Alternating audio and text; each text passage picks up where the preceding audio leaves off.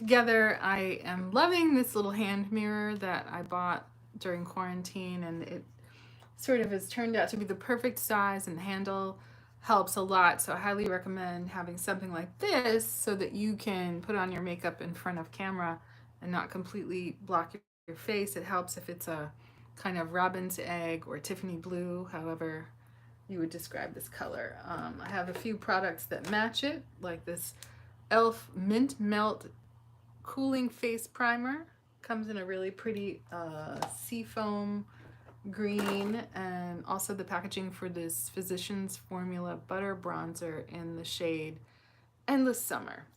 I hope you're having a really great day. I can't tell you how lucky I feel to be able to have the time and the mental leisure to sort of sit here and explore my makeup looks. I'm getting ready to meet the folks from work for karaoke out in Toluca Lake.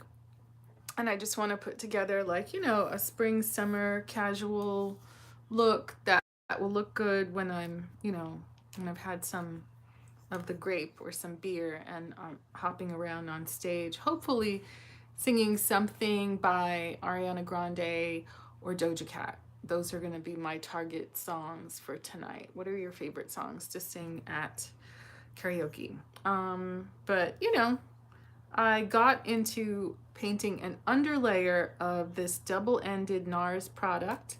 It is a highlighter as well as a contour shade that's not super dark. I wasn't sure that this would do much on my skin, but I underpainted with it. It's the shade Copacabana to highlight in the center of my face and on the high points, and then Sidari Beach, which is the darker color that's given me some cheek definition as well as brightness at the brow bone and above the arch of the brow.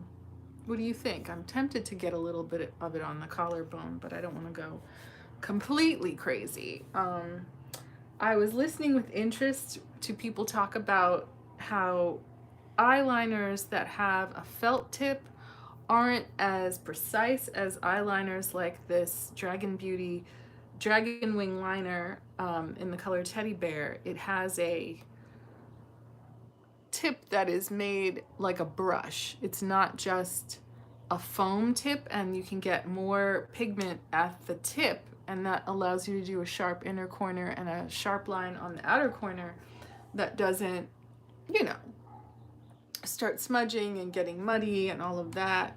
I was on TikTok, of course, messing around, and I saw this great creator, and I stitched her. She just with her ring finger used a shimmery, I think in her case it was like a lime shimmer, and then just framed it with a brown, not as deep as the brown I went in with. I went in with the Avani Gregg with Morphe Vacation Luminous Bronzer in the color Bahamas. It's such a beautiful, rich shade with a lot of sparkle for evening.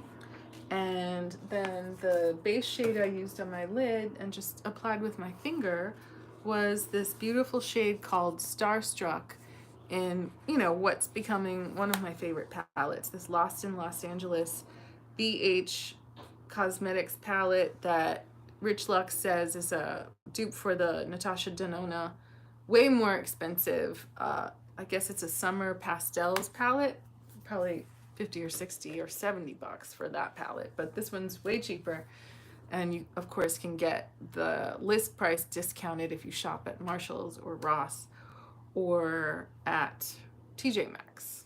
So if you're just getting your feet wet and you just want to see what some of these products do without spending money that you could spend on your cable or electric bill, then I would suggest trying it out because it's great. And there's always different shimmers and different colors that you can get into. I'm just going over my cheek color and contour. When I talk, you can actually see the muscles in my face, and that kind of suggests where the indentation of contour should be in a line that's lifted, right? In a line that's lifted from the brow, and just, sort of doing a bit to sculpt the nose, but not to erase your ethnic identity. I'm using this Benefit Georgia Peach Mini. It's got, sort of this sort of shimmer quality to it, so I'm just going over the high points of the face with this peach shimmer you know, just something to give us some presence when we're on stage tonight. Cupid's bow, a little on the chin, and a tiny bit just kissing right above the arch of the brow, right? We want to look healthy. We want to look spectacular. You know, we've been watching episodes of the show that we're all on, and it's been great, you know, and it's really interesting to see people give their opinions. Right? Like, I don't want people to just say, oh, it's great, I love it. Like, opinions are always welcome, but, you know, some people get into being very critical in a way that, you know, you have to be a strong person to be in the public eye because people will be very critical. I have, you know, a few people who've been commenting on my videos just lately who, you know, want to say smart remarks and all of that, but, you know, I'll take the engagement. I'm not shy about that. You know what it is. I'm trying to get something done on, you know, social media. I did go in with this L'Oreal 16-hour Infallible Never Fail lip liner in the color brown, and it's quite a warm shade. So it's given me sort of a caramel lip, and then I went over that with the Dragon Beauty Dragon Glass Gloss in Nikita.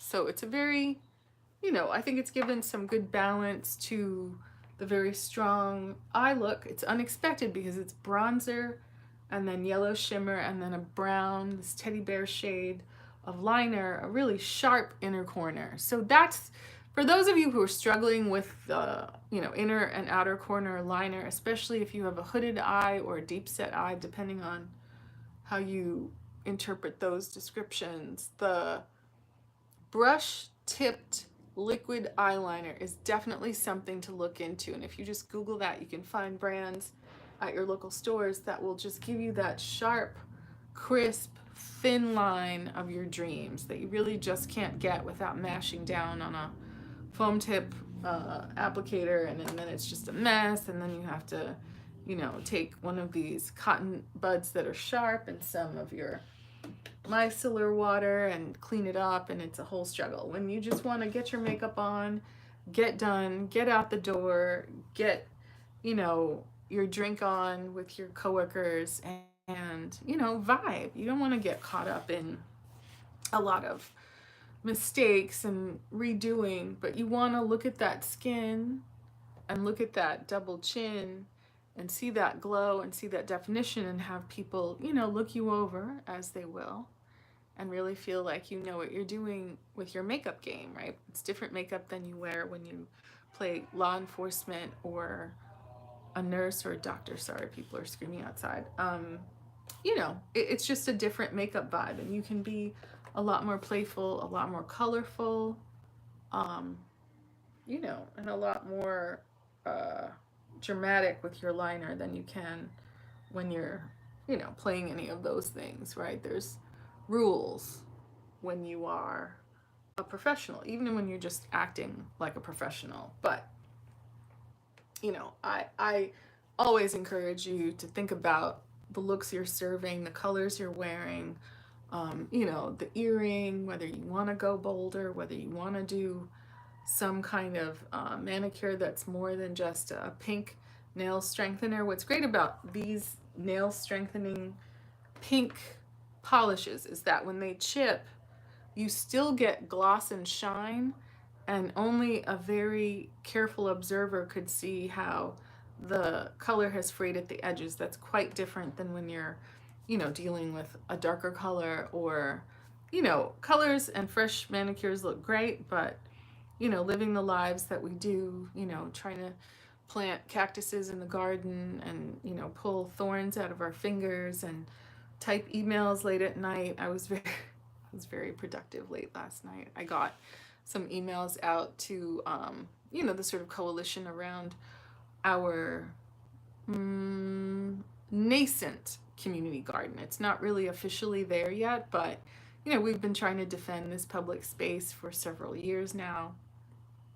You know, lobbed off some emails, and it's always interesting to see who responds and who doesn't, right? One person tried to like dress me down and deny the work that, you know, we've been doing to protect the public space from you know, drug users, people who are doing sex work, and just vandals who like to destroy plants. Like all over Hollywood, people pull plants out of the ground and bend the leaves and, you know, draw graffiti on trees or set them on fire. It's you know, it's got to be an expression of some, you know, unfriendly feelings, let's call them, right? Whether it's mental illness or just criminality. But, you know, good, consistent attention and everything will be all right. And, you know, I was naming some allies we have at luxury apartment buildings in the area, and someone from government thanked me. And of course, the police have been lovely, but, you know, the person that you would expect to be kind of in charge of keeping order and enforcing, you know, statutes at the facility, which is several blocks long, you know, quiet as a mouse, you know, suggested I be on an advisory board that doesn't exist. So I kind of want to maintain my independence and my ability to send the emails I want, you know, post and kind of do things to support the reopening of our local preschool that's run by Black women, and do those things without feeling muzzled or controlled by, you know, someone with a title and a salary, which I don't have. I just, you know, I'm on hiatus, right? I'm trying to do my thing. I'm trying to work on my makeup and my singing skills, and, you know, look at this beautiful sunset that's happening behind me. You know, I'm just trying to get things done and, you know, sort of experience all the makeup that I've gotten my hands on from Dragon Beauty and, you know, whatever language this is. I think Nikita Dragon is Filipino and Mexican, if I'm not mistaken. I know people have been upset with her and accusing her of blackfishing, but I really do like these products very much. I got a little bit of the red dragon glass gloss in the center of the lip. I've been watching some tutorials about Korean makeup in particular that sort of goes into the middle of the lip with red, and, you know, that just, it's so suggestive to paint your lips in a way that, shall we say, suggests other body parts. You know, comment a 1 if you have any idea what I'm trying to suggest. But, you know, different brushes, different,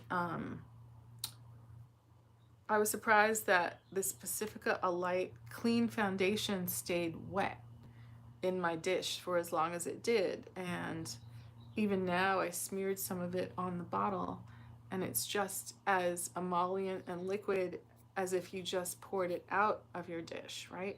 Whenever I have leftover concealer or foundation, I always habitually put it on the end of my elbows, because, you know, it doesn't matter how you scrub, it doesn't matter how you rub lemons or put sunscreen on, elbows are often discolored in a way that's not cute. So anything left over on the finger or the brush goes there.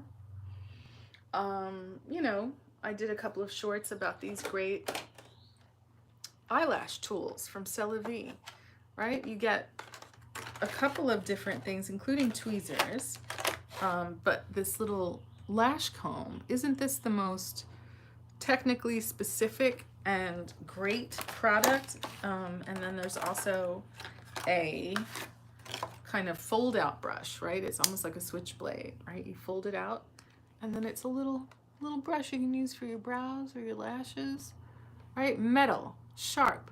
You can sanitize it with your favorite sanitizer. And then there's a more traditional brush if you want to, you know, get a brush vibe and not just a metal comb. But these were so worth a very small investment, I'm sure, at Marshall's. You know, deeply discounted, more so because someone had stolen the tweezers. But fools that they were, they didn't understand what goodies they had left behind. I was able to nab this for just a few dollars. So, you know, you want to practice your makeup so that on the day you feel empowered, that you know kind of what you want to do. And, you know, I started with that NARS double-ended product and didn't really know where it was going to go or how it was going to work. I was prepared with my wet or damp beauty sponge to take it off if it looked dumb. But Just like this Charlotte Tilbury, is it the Magic filter? I always get the names confused, that people underpaint with for glow. It's subtle, but you definitely see that glow, right? On the chin, on the cupid's bow, on the nose. But when you turn your head or you're on stage with the mic singing your favorite, Rolling Stones tune, you're just going to look luminous and healthy, right? Good skin, good sleep, good nutrition.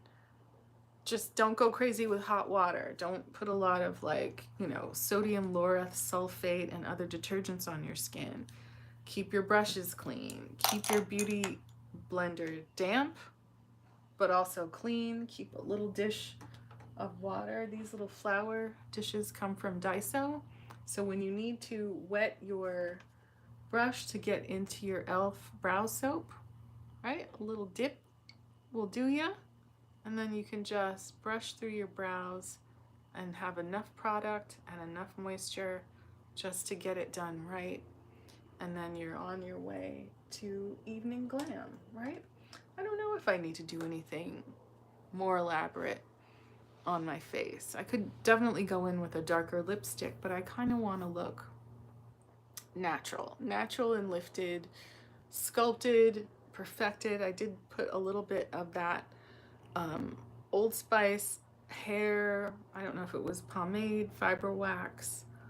They have a bunch of different products, and I have to tell you, they work so much better than Women's Edge Control. They are alcohol free.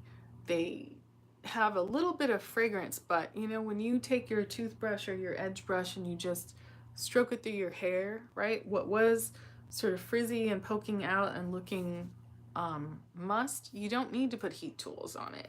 You don't need to go crazy with hairspray. Just the right product applied with care, and you just look tidy, clean, right? And it's a perfect frame for that exciting eyeshadow bronzer combination, the perfect frame for your pouty lips and your mascara. I've been messing around with the Too Faced Better Than Sex mascara. Is it better than sex? Well, I'm not sure about that. I guess it depends on the quality of the sex that you might be having. I'm not sure what shade this is. I'm going to assume some sort of black. Sometimes the shades are like blackest black or brownish black, but this is it on the eye. And I think it looks quite spectacular, right? It gives just a little bit of drama to the lash, and that's set off by how light the under eye is, right?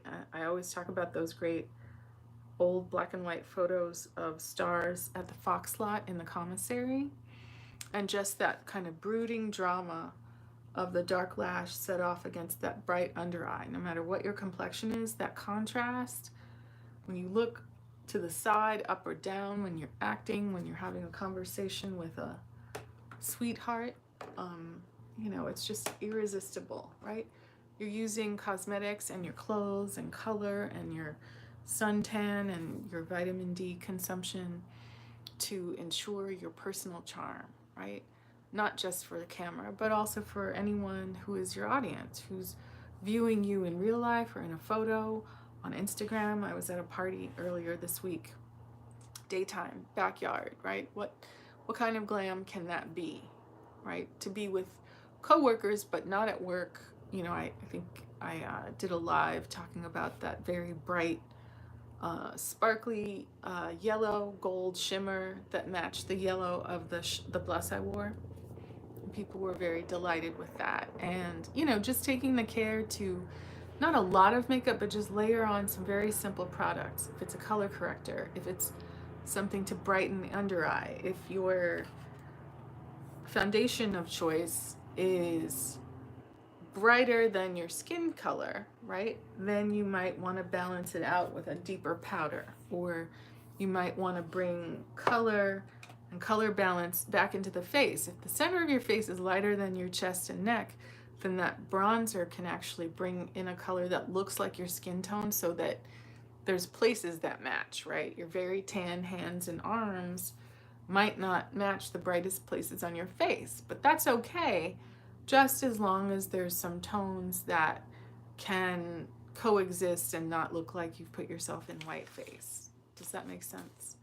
I did a couple of shorts on TikTok and on Instagram Reels, and a couple of other social media sites, kind of working out my thoughts about a couple of people who've been in the news. There's a new documentary, I believe on Netflix, about Jimmy Savile, who was a dance hall DJ. Dance hall, not the Jamaican kind, but the kind that people had in the UK kind of during the World War II times. And one of the things that the documentary or this documentarian or historian suggested was that Jimmy Savile was the first person who used 2 turntables in his DJing setup. Can that be true? I really don't associate 2 turntable DJing with a European American man with a little Lord Fauntleroy, kind of He-Man, kind of bowl cut with bangs. I don't know enough about his music and DJing. I know more about his TV hosting and interactions with children, for good and for ill. Certainly plenty of information about that out there if you want to do any further research, especially here on YouTube. But I have questions, and why credit a man like that with, what has remained a very staple kind of setup in the DJing world. So, I tagged some DJs and I'm hoping to get some responses, and feel free to let me know your opinion. Did Jimmy Savile, creepy, rest in peace, Jimmy Savile, invent 2 turntable DJing? Can that possibly be true? Or was it, Caribbean people living in the UK and in London who may have taught him that? I'm a little murky on the history of like ska and reggae and DJing, and if people know more, please feel free to share, because I'd love to know. And I'd love to know if this is giving him credit for something that he did not create. I don't know. The other person that's been in the news is Julian Assange, right? For years, since 2010, probably before that, we've been hearing about his, reference material, primary source reference material dumps, and calling it journalism, right? People like Chelsea Manning or Edward Snowden, handed over documents that were real, but also somewhat embarrassing to the US government. My question is, like, that's all well and good, right? We know troubling things happen in the name of good government, right? Whether the things are good or not. But why is it that all of the embarrassing leaks, or at least the ones I'm aware of, correct me if I'm wrong, all had to do with US State Department, politics, government? There's nothing about Russia. There's nothing about Finland. There's nothing about South Africa.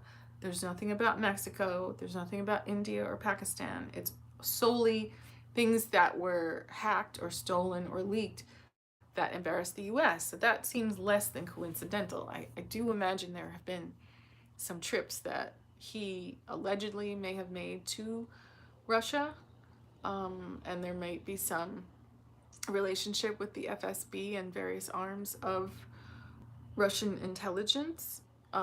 But I don't know. I'm sure it'll all get sorted out. He's on the verge of being extradited to the US to stand trial. But what's curious is that, I do HIV/AIDS advocacy, and I'm in an HIV writers workshop, and we're about to start in June a Write Out Proud kind of gay LGBTQIA writing workshop. And I encourage you to, look into participating in stuff like that, and also look out for our public reading, which will be happening live on Facebook, YouTube, probably Instagram, and some other places as well. But all I'm saying is that, there's a way in which leaked information that's damaging in certain directions and not in others, it just seems suspicious, right?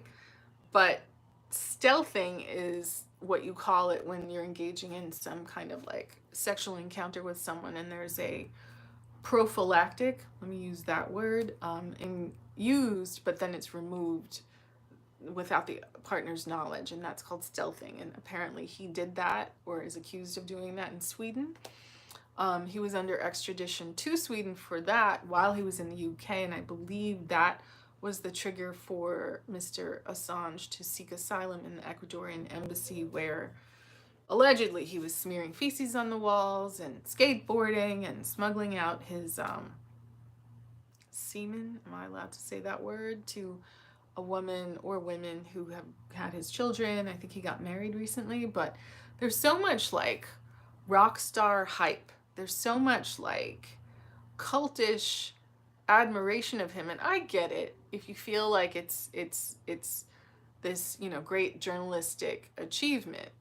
My concern is like, then why pick and choose? If you're going to be a wiki leaker, leak across the board. There's plenty of stuff that we want to know about.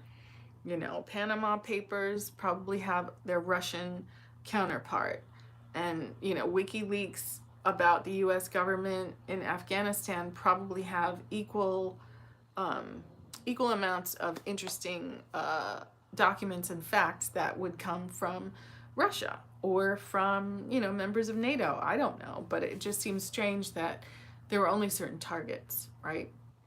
And the ongoing conversation about Assange seeks to paint Americans like Mike Pompeo and Donald Trump and, you know, Hillary Clinton and, you know, John Podesta as sort of dumb, ham-handed Americans up to no good. But, you know, honestly, I feel like a lot of the world relies on American might and military for keeping, in broad part, law and order. And the conflict right now in Ukraine and Russia is certainly in defiance of that order. So let me know your opinions and feelings. Let me know if you think I'm completely wrong, and tell me if Assange is your personal hero, and if you sleep on a pillow that has his face on it, and hand over all your money to his organization for his legal defense.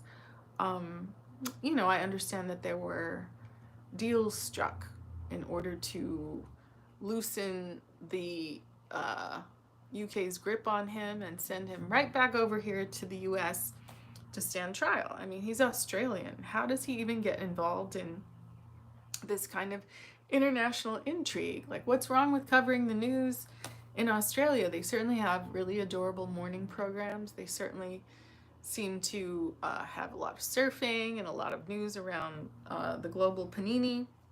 There's plenty to cover there, but you know, I think Mr. Assange clearly has a very high opinion of himself and of his journalism. And I'd love to know whether you agree that he has moved the needle on truth telling, or if he is just an arm of, you know, foreign espionage services trying to sort of get the better of the United States. You know, sway elections, use social media to do that. You know, what do you think? Anyway, feel free to send me a message, make a comment. I'm starving. I'm gonna have to line my gut with something, maybe some teriyaki chicken, maybe some chocolate, something, because I need to then be able to have beer, wine, or champagne and enjoy my karaoke party on a naughty weeknight. Look at this. Sun is going down and it's time to party. You know, it's certainly been a great year working on a great show with great people, but now it's time to kind of indulge in this beauty look, indulge in a little food, a little fermented grape and hops, and you know, get home safely, sleep it off, and then do it again as the weekend comes. Thank you for joining me here on House of Tanya. I am going to actually do a live collab with the Architect and talk about, you know, ghost stories and music and you know, conspiracy theories and the occult, probably either tonight or tomorrow, so look out for that, a collab to come. We're going to also release it as a podcast, so tune in for that. Let me know any ideas or scary things that you know about or think about Area 51 or aliens or in the South what you call haints, or shapeshifters, or demons, or demonic possession. Whatever you think is real, let me know, because we're certainly going to get into that. And keep the content coming. Let me know anything you want me to do, or wear, or makeup you want me to test out. My email address is available on my About page, and feel free to send me a message, or make a comment, or send some feedback, and I will catch you next time. Love you all, and make sure you're being the star of your own life and show. I'll catch you on the next one. Bye.